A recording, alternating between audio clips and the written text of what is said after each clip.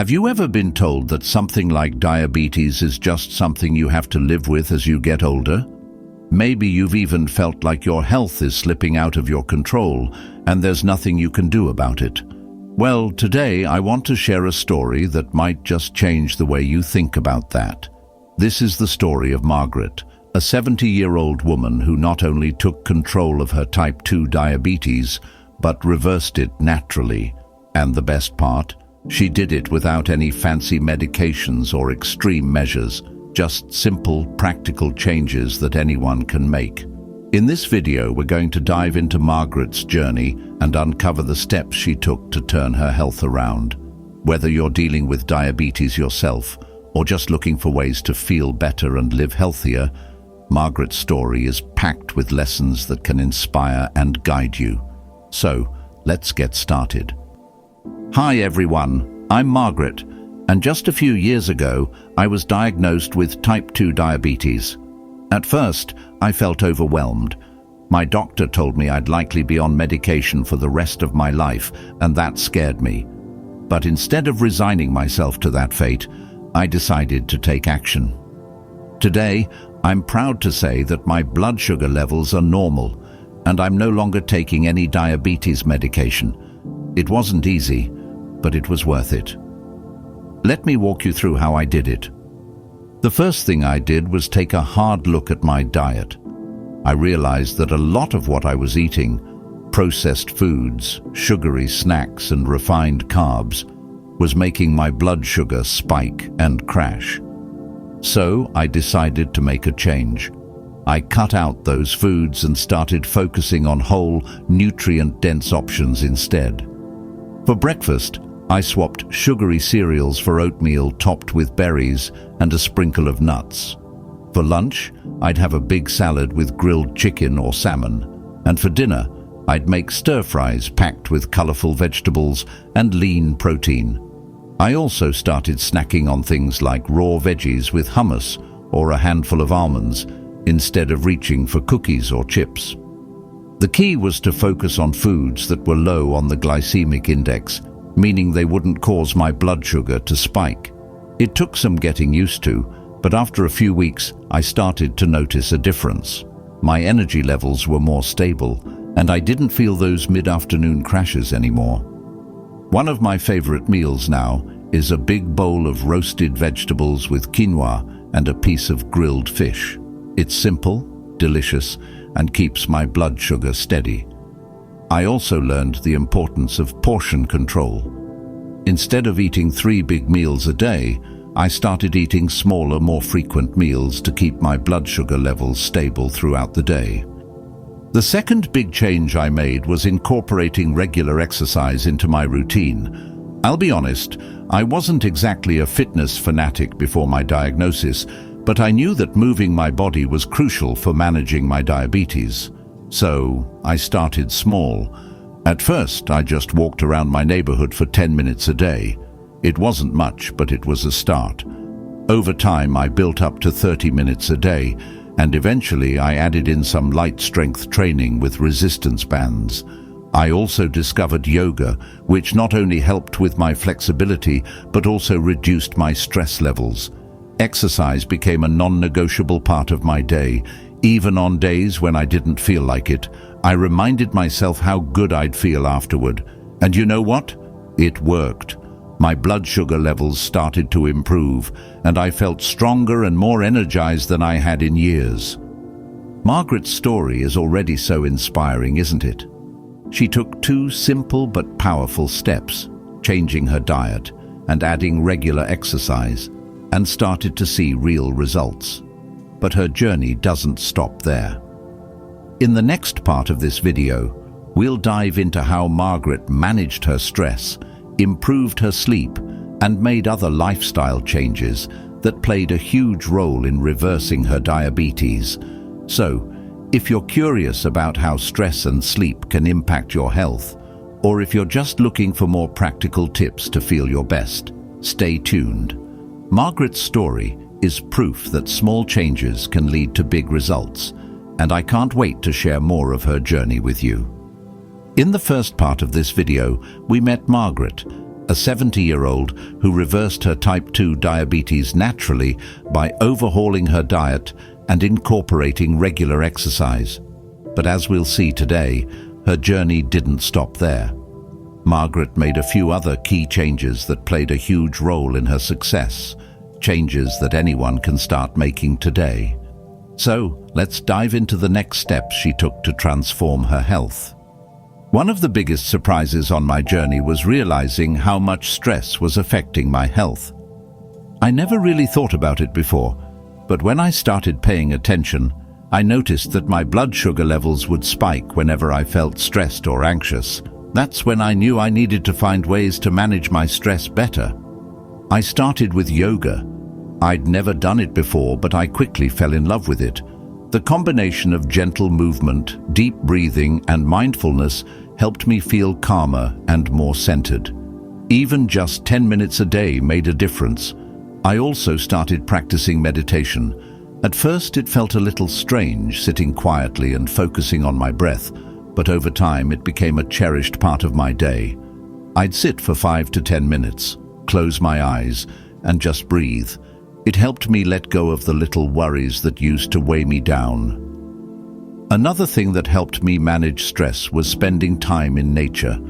I started taking daily walks in the park near my house. There's something about being outside, surrounded by trees and fresh air, that just melts the stress away. Even on days when I didn't feel like exercising, I'd still make time for a short walk. It became my daily reset button. I also made some small changes to my evening routine to help me unwind. Instead of watching TV right before bed, I'd sip on a cup of chamomile tea and read a book. I found that creating a calm, relaxing environment before bed helped me sleep better. And sleep turned out to be another key piece of the puzzle. Sleep was something I'd taken for granted for years, but when I started paying attention, I realized I wasn't getting nearly enough. Poor sleep was affecting my energy levels, my mood, and even my blood sugar. So, I made it a priority to improve my sleep habits. I started by setting a consistent bedtime and wake-up time, even on weekends. I also created a bedtime routine that helped signal to my body that it was time to wind down. Along with my cup of tea and a good book, I'd write in a gratitude journal. Reflecting on the good things in my life helped me go to bed with a positive mindset. I also made my bedroom a sleep-friendly environment.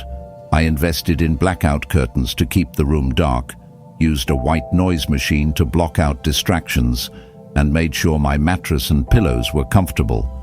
These small changes made a big difference.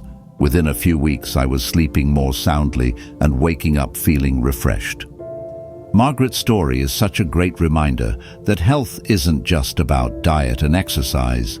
It's about the whole picture.